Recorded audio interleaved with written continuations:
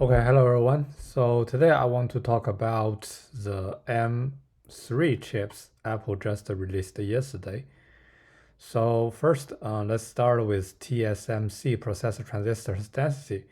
So as you can see here, the N5 scale and the N3 scale. So you can see that compared to N5, so the N3 does not increase significantly from the transistor density. So in other words, it's very difficult to increase the cache size if the density cannot improve a lot in the same size of the chip. So how to improve the processor performance?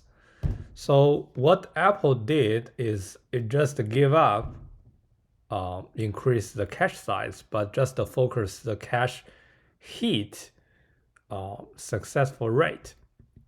So you can see here, what Apple does is just propose something called dynamic caching in the M3 chips. So the left figure here shows the traditional GPU utilization, the cache in GPU. So you can see that the the red part here is the waste cache size. So the utilization here is pretty low. However, the right figure here shows the GPU utilization with the cache, with the dynamic cache. So you can see that if the need goes up and also the allocated cache size also goes up, and if the demand goes down and the allocated cache also goes down as well. So that can increase the cache hit rate. So if the total size is the same, okay, if the hit rate, cache hit rate increase a lot, and then the overall performance can also be improved. All right. So Apple use this technology to improve the GPU performance. Okay. So we cannot increase the cache size. So on the same size, we just increase the utilization, increase the heat rate. So next, let's just take a look at the performance of the M3, M3 Pro, and M3 Max. So this figure is I just got from Apple website. So you can see that the M3 chip, the GPU performance. So you can see compared to M1, it increased 65%, and compared to M2, it increased 20%.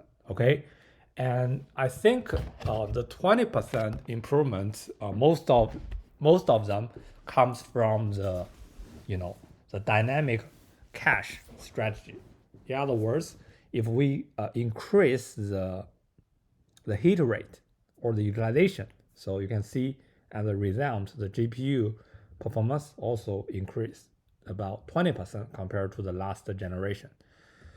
However, okay, let's first jump to the M3 Max. You can see also from the screenshot from Apple website, and you can see the M3 Max, the GPU performance also increased 20% compared to M2 Max.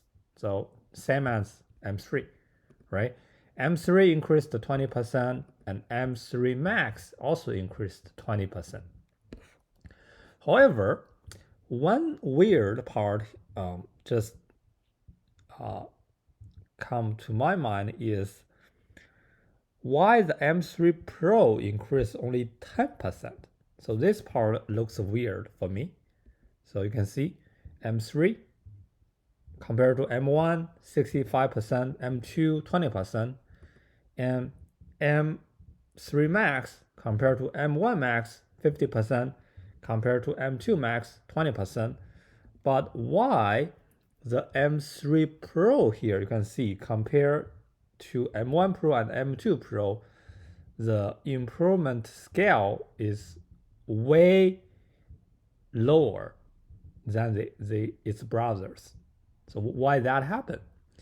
Well, based on my research, so I found that we can learn from the chips. family. So this figure here just demonstrates the chip, topology of M1, M1 Pro, and M1 Max. So as you can see here, the M1 Pro and M1 Pro Max, those two chips actually looks much similar. Okay, much similar. So as you can see, the M1 Pro looks like the top half of the M1 Max, which is the red box here shows. Okay, so we can think that the M1 Pro is a light version of M1 Max.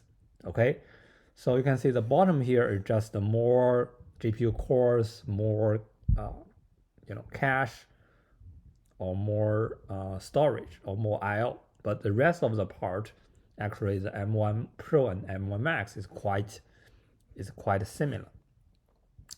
However, the M3 family doesn't in this way. So as you can see from this figure, the M3 Pro and M3 Max, they are not like each other again, just as the M1 family, right? So you can see the topology or the module distribution across the chips.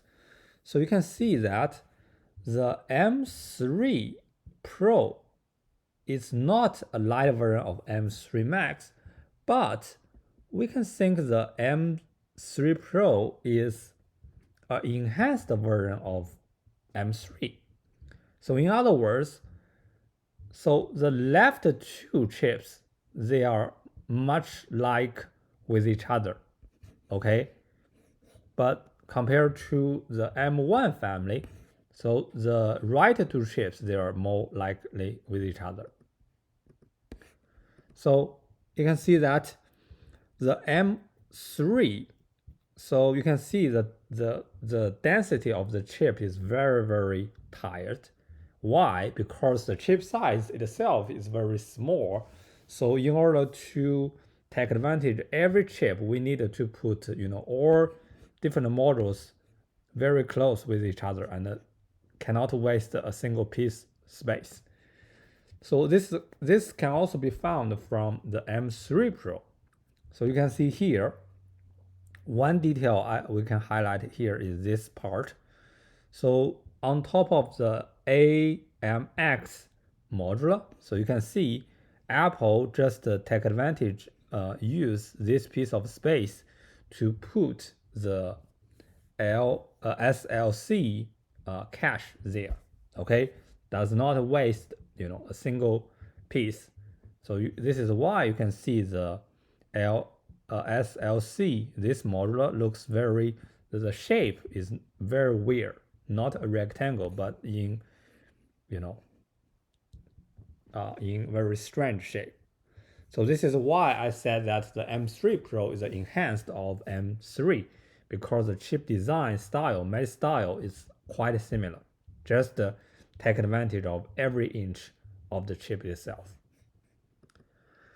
And then lastly, let's just make a summary. So you can see I put the M3 family chip and M2 family chip in one slice.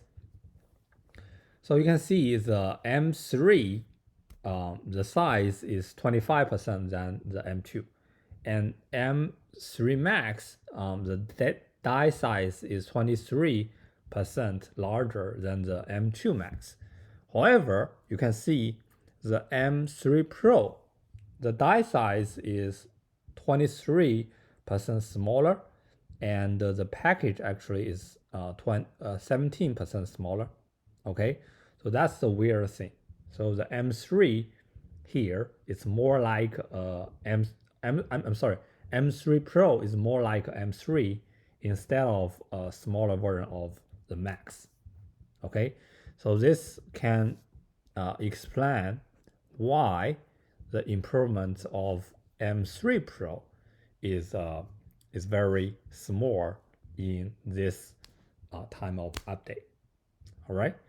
So once we got this fact, so when you purchase the MacBook Pro with this M3 series chips, so please keep in mind that the M3 Pro is something you need to take care. All right. So that is my thought for the M3 family chip.